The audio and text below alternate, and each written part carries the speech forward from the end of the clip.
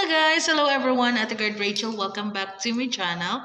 For today's video ay i-familiarize lang natin itong or daanan lang natin itong ating earthquake procedures. No? Pero bago ang lahat, gusto kong batiin ang aking mga viewers, ang aking mga subscribers. Merry Christmas and advance Happy New Year and Happy Holidays. Ayan. So, ayan, malapit na nga bagong taon. So, kung meron mo tayong hindi pa nagagawa na pwede pang gawin, ngayong 2025 ay gawin na natin mga buddy. So, bagong challenges na naman, bagong taon, bagong challenges, but yet bagong pag-asa na may hope, may pag-asa na makapag-start tayong muli ng ating panibagong buhay. Ayan, para sa ating magandang kinabukasan. May ganun.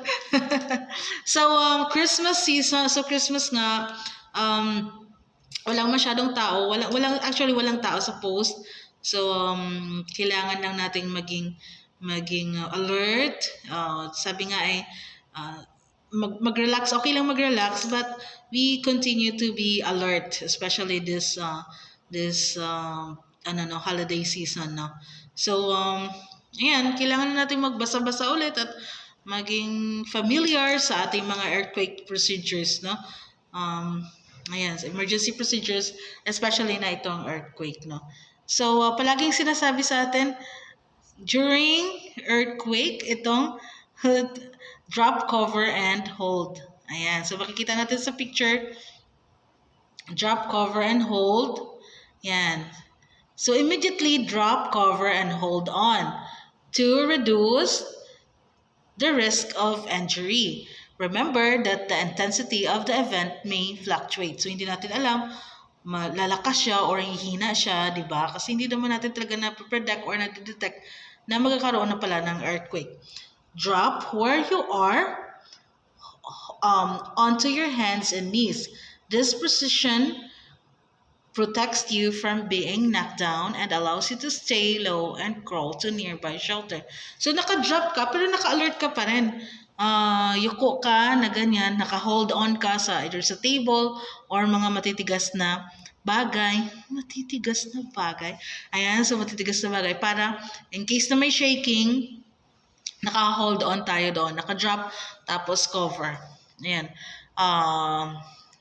Drop where you are onto your hands and knees. This position protects you from being knocked down and allows you to stay low and crawl to a nearby shelter. So, case na matatamaan ka, may tumatakbo na mga ganon, nagsishaking na ganon, tapos may tatakbo sa'yo na swivel chair. So, makalipat ka, makacrawl ka. Alam mo yun? Alam mo yung body na visualize nyo ba? Yung ganon. And then, if no shelter is nearby, walang makakoveran yung ulo mo, crawl, gapang ka next to an interior wall away from the glass. So, kailangan malayo tayo sa mga glass doors, sa mga windows, kasi may tendency na magbe-break siya, na mababasag, no? Stay on your knees, bend over down to protect our vital organs. Hold on until the shaking stops. So, if under shelter, hold on to it with one hand and be ready to move with it. Hold on to your head and neck with both arms and hands. So, nakaganon tayo. Ayan, pinaprotektahan natin yung ating sarili na hindi tayo masaktan uli. So, ganun mga bali, no? Prepare from earthquakes. So, preparing for earthquakes, ito pala, assess your work areas, look for potential hazards, glass, yung ganan. Ano ba sabi dito? Sabi dito, these glass partitions, doors, and windows, these are reasonably safe, but plan to move at least 1.5 meters or away from the glass. Kailangan talaga natin lumayo sa glass. Is there freestanding furniture, other equipment that could fall and injure you and others? Kailangan, meron ba ganon? Meron bang parang feeling nyo malalaglag, unsafe ba, or mga ganun? So, you have to report to your facility services. Kasi dito sa amin, medyo organized na kami kasi we were under IFM, so Integrated Facilities Management. So, yan, pag may mga concerns, safety concerns, so kailangan, kina-coordinate talaga namin sa aming facilities team. So, next we have to ensure that the space under your desk is clear for obstruction. So, di ba, pag may mga workstation, or usually sa mga BPO setting, so, ayun, kung merong mga sagabal dyan sa area nyo, report nyo para at least ma-clear, matanggal, no? Ensure that the free space under your desk is clear of obstruction so that you can even shelter underneath. If you take medication, keep several days supply with you. Ayan. If you have mobility impairment or special needs, discuss it with your manager and let your facility services team know if special accommodation are required.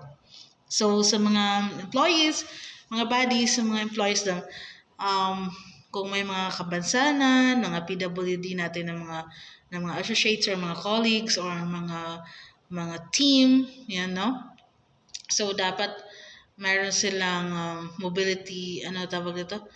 Kailangan nilang i-discuss sa facilities din para maalalayan sila kung ano ba yung mga needs nila, no? So, that's all. Yun lang mga bahadi. Gusto ko lang ba na mag-familiar lang tayo. At least may nagagawa tayo Christmas, hindi lang tayo naka-relax lang. But at least may ginagawa tayo, may natutunan tayo. Ayan, for today's video. Ayan. So, I hope may natutunan kayo mga buddy. Again, sa mga bago pa lang, thank you so much for your support. Panonood kay Ate Girl TV. Please don't forget to like, comment, and subscribe na rin mga buddy. Thank you for watching. Merry Christmas again. Bye-bye.